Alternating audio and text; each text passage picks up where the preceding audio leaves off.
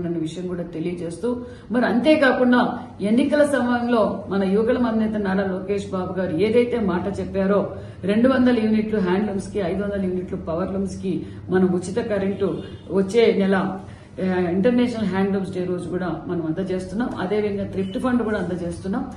మరి చేనేతలకు మరి health scheme కూడా మనం మొదలు పెడుతున్నాం. మరి అదే విధంగా చేనేతలు తయారు చేసిన ఉత్పత్తులకు మార్కెటింగ్ సదుపాయం కూడా ఎక్కువగా పెంచిపోతున్నాం. అదేవిధంగా ఆప్కో షోరూమ్ రూమ్ కూడా మనం మరికొన్ని ఓపెన్ చేయబోతున్నాం అన్న విషయం కూడా తెలియజేస్తూ మరి ఇది ఒక మంచి ప్రభుత్వం అని చెప్పడానికి ఇది ఒక మరొక నిదర్శనం అని కూడా మీకు తెలియజేస్తూ, ఎందుకంటే 7 అవార్డులు రావడం చాలా గర్వంగా ఉంది. అందులో నేషనల్ అవార్డు ఒకటి మనకు రావడం కూడా చాలా గర్వంగా ఉందన్న విషయం కూడా తెలియజేస్తూ మరి అంతేకాకుండా మరి త్వరలోనే మన రాష్ట్రం నుంచి ఓడిఓపి ఉత్పత్తులు గుర్తింపు తీసుకురావడానికి ప్రత్యేకమైన దృష్టి కూడా ముఖ్యమంత్రి గారు మొన్నటి రోజున మంత్రి గారు వచ్చినప్పుడు కేంద్ర మంత్రి గారు వచ్చినప్పుడు కూడా చర్చించారు. మరి మన కడపలో ఎక్కువగా బనానా పండుతుంది. ఆ బనానా పండటంతో పాటు నిలువ కూడా ఎక్కువగా ఉంటుంది.